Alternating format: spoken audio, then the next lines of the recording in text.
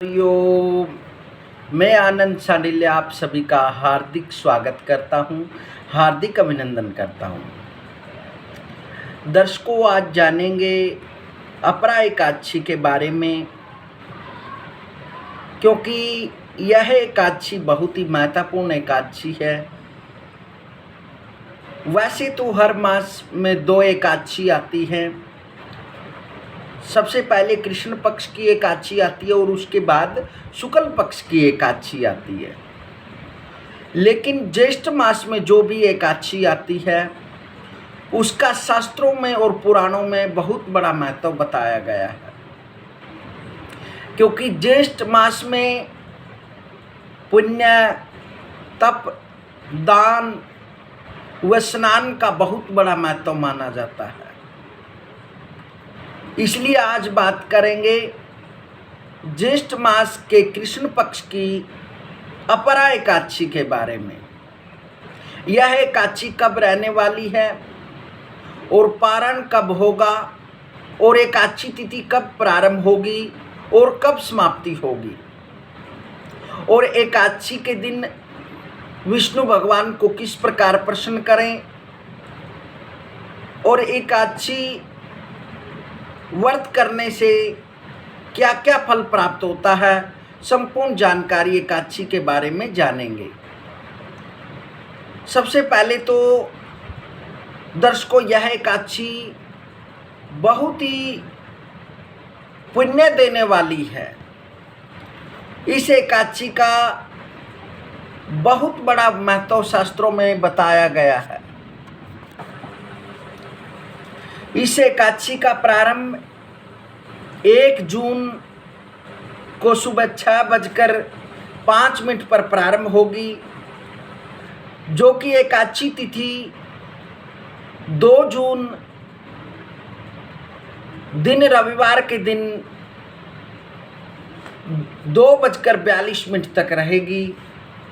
इसलिए एकादशी तिथि है जो इसका व्रत है जो वो 2 जून दिन रविवार को 2024 में रहने वाला है। सुबह स्नान आदि से निवृत्त होकर सबसे पहले लक्ष्मी नारायण की प्रतिमा विग्रह को पंचामृत आदि से स्नान करवाएं, उनका अभिषेक करें। अभिषेक करते हुए आप विष्णु सहस्त्र नाम का पाठ कर सकते हैं, और उसके बाद शुद्ध स्नान करवाएं। विष्णु भगवान को पीतांबर वस्त्र पर या पुष्पों पर विराजमान करें। अनेक पुष्पों व फलों व अनेक उपचारों से भगवान की पूजन करें, और उसके बाद पीले फलों का भोग लगाएं। इस प्रकार से विष्णु भगवान की पूजा करें। उसके बाद आप सूर्य को अर्घ दें, क्योंकि इस एकादशी के दिन यदि विष्णु भगवान की पूजा विधि विधान से की जाए और सूर्य नारायण की पूजा की जाए तो भगत को अनंत पुण्य फल प्राप्त होता है। इसलिए इस एकादशी के दिन विष्णु भगवान की पूजा करना और सूर्य भगवान की आराधना करना, पूजन करना, इससे बहुत बड़ा फल प्राप्त होता है। जो भगत ऐसे विधि विधान से व्रत का पालन करते हुए विष्णु भगवान की पूजा करता है, उसको अनेक प्रकार की वैभव, लक्ष्मी, संपत्ति, ऐश्वर्य, मान, सम्मान, प्रतिष्ठा आदि प्राप्त होती है, और इस लोक में वह समस्त सुखों को भोग कर अंत में परलोक में उसको वैकुंठ की प्राप्ति होती है। जो इस दिन इस एकादशी व्रत अपरा एकादशी के दिन वस्त्र, फल व जल आदि का जो दान करता है उसे अनंत पुण्य फल प्राप्त होता है। और इस दिन गंगा स्नान का भी बहुत बड़ा महत्व माना गया है। वैसे भी ज्येष्ठ मास में फलों का दान, जल पिलाना व अनेक फलों से विष्णु भगवान का पूजन करना व जल वितरित करना, फल वितरित करना, इससे अनंत पुण्य फल प्राप्त होता है। क्योंकि ज्येष्ठ मास में यह नारायण का दिन होता है, नारायण का मास होता है। क्योंकि इस मास में सूर्य भगवान की किरणें सीधी पृथ्वी पर पड़ती हैं, इसलिए दिन भी बड़े होते हैं और रात्रि छोटी होती है। इसलिए ज्येष्ठ मास में यह एकादशी होने के कारण इस एकादशी का महत्व और ज़्यादा बढ़ जाता है। इसलिए इस एकादशी के दिन विधि विधान से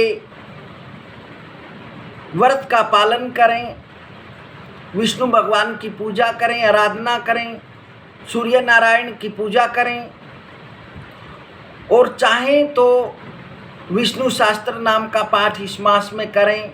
और एकादशी के दिन तो बहुत ही विशेष है, क्योंकि विष्णु भगवान प्रसन्न होते हैं। ऐसा करने से पूजन आदि के बाद फिर एक पात्र में थोड़ा सिंदूर व पुष्प डालकर सूर्य भगवान को अर्घ दें। सूर्य भगवान को जल देते समय यही सूर्य सहस्त्रांशो तेजो राशि जगतपते अनुकंप्या माँ भक्त्या गृहाण अर्घ्य दिवाकरा, इस प्रकार से मंत्र बोलें। फिर सूर्यमंडल में स्थित भगवान नारायण का ध्यान करें। ध्येय सवित्र मंडल मध्यवर्ती नारायण सरसी जासन सन्निविष्ट केयूर वाहन मकर कुंडल हारी हिरण्यव प्रदृत शंख चक्र। फिर साष्टांग प्रणाम करें सूर्य भगवान को। ओम मित्राय नमः, ओम रविये नमः, सूर्याय नमः, ओम भानुवे नमः, ओम खगाय नमः, ओम पुष्णे नमः, ओम हिरण्यगर्भाय नमः, ओम ऋचे नमः, ओम आदित्ये नमः, ओम सवित्राय नमः, ओम अर्काय नमः, ओम भास्कराय नमः, ओम दिवाकराय नमः। फिर सूर्य के सारथी अरुण को जल दें।